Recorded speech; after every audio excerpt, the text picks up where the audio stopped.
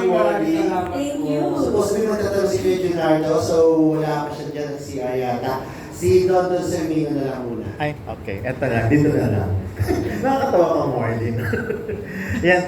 Kanina kasi na-mention ni Lea yung tungkol sa noon time show. So, hindi ko natatanong na mukhang tinuldukan mo na wala ka ng planong magbalik to noon time, no? So, kumusta na lang yung relationship niyo na? Yung mga dating posts mo, like si Mariel, Grace Lee, and si Shalani. Yes, we're very good friends. Until now, we see each other. Mariel's the godmom of my kids, so I mean, we still see each other a lot. And yung friendship na sinimulan namin maybe 10 years ago is even stronger now. Lalo-lalo na, I mean, before we were, hosting, our lives were different then. Now we're moms, so we have a lot of things to share. And I'm just very happy that Grace, Shalani, Mariel, and I managed to stay friends and became even closer friends as the years went by. So ano usually yung parang ngayon nagiging bonding moment yung nila? Si Mariel kasi busy diba sa kaka-online. Yes, she's busy with her businesses. Yes. So of course, we always consult each other about motherhood, about life, about what's going on, about everything Korean, and food. But yeah, I mean, everything. We still talk to each other a lot.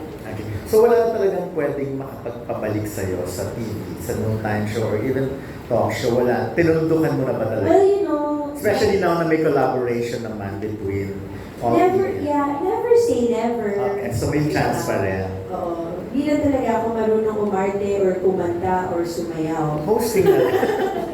So kaya ako tinuldukan yun dahil hindi talaga kahit anong gawin ko. And then, syempre, kailangan kumaya tayo. But again, with anything, never say never.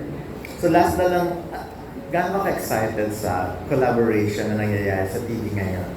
Like, yan, sa Kapamilya and sa how excited are you? We're very, very happy about the different partnerships that we've began to form with All TV. So now we have collaborations with different companies. So our most recent one is with ABS-CBN. Yes. So we're very happy about that partnership and we're very excited. And we hope that mas marami pang, that a lot of good things can come out of the partnership. We're very, very hopeful. And target ka bang maging number one by next year or ang All TV? Hindi ko, I guess we just want to do well, Okay. right? But I guess, my father kasi... Hindi kasi, kaya natanong kasi parang kulang tayo sa mga TV, ngayon, di ba? Oo. TV network, walang ganun eh. Syempre maganda na kasi like with ABS, in All TV, we're bringing back old favorites. Yes. And hopefully we'll be able to bring new favorites, right, to a lot more people around the country. So, I actually am not sure. I mean, of course, our goal with All TV is just to reach more and more people, as many Filipinos as we can. I don't know what our long and short-term goals are exactly, but judging from what I know, like my father naman, si Senator Manny Villar, parang whenever he enters naman a certain industry, he always wants to do the best that he can do and he wants to be the best. Last na lang, magkakaroon ba ng time show ang All TV? Hindi ko pa nga alam eh. Diba? wala pa. Yung mga na-announce, yun pa lang eh. Ayun Diba? pa lang. So, I'm not sure yet what But of course, will do the grid. gusto nyo rin na magkaroon ng Of course, we want, we want the best kind of programming in All TV, I'm sure. But I think nothing is finalized. Thank you very much and good luck. Thank you, Ron. Okay. Kumusta yung friendship niya? Very good. We have always, in the same manner that I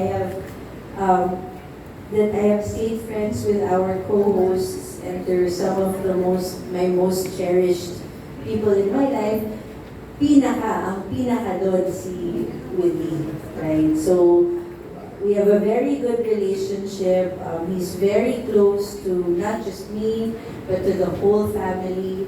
ang lalim na ng pinagsamahan namin. So, our relationship is very good. Thank you.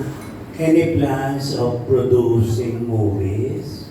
Local movies? Kami, hindi ko pa sure. Hindi ko alam sa All TV Group kung anong plans nila.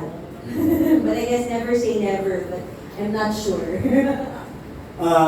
Madam, nabalitaan ko, napapanood mo raw yung Queen of Tears na pinag-uusapan Yes. niyo. Oo. Marami na akong iniyak dyan sa Queen of Tears na yan. Ano ka man, Binya? Ano ka? Pinapanood kasi, wala pa isa rito. How do you relate doon sa role nung Sana hindi naman ako magkasakit. How do you like it, ma'am? My husband's a lawyer, so really. Pero, medyo tragic eh. So, ayoko makarelate, pero I really like it. And gandang-ganda ako sa kanya. And when I started watching, I was actually telling my friends, you have to watch it, you have to watch it. Pero nakakaiyak pala yun, Diyos ko. Thank you and maraming salamat po. Thank you, Kuya June. Next from Janice Davida Abulgar. Nice to see you again. See you, Janice. Miss lang yun kasi syempre matagal na namin matagal na walang baga mga nagigida ko ng EMPS o TV. So, we just want to update kung ano na ba yung mga plans ng EMPS kasi dun sa recent partnership na ng EMPS at ABS-CBN, ang mga na-mention lang yung mga old programs. How about producing new shows and getting artists from ABS-CBN? Do you consider it? Right now we have our partnership for TV Patrol, for the licensing partnership, right? For Jeepney TV and TV Patrol and some of the old programs. But I'm pretty sure, hopefully, the partnership will extend even more in the future to other kinds of programs. And we're open to it. We're open to any kind of programming naman. So hopefully in the horizon, we'll have hopefully.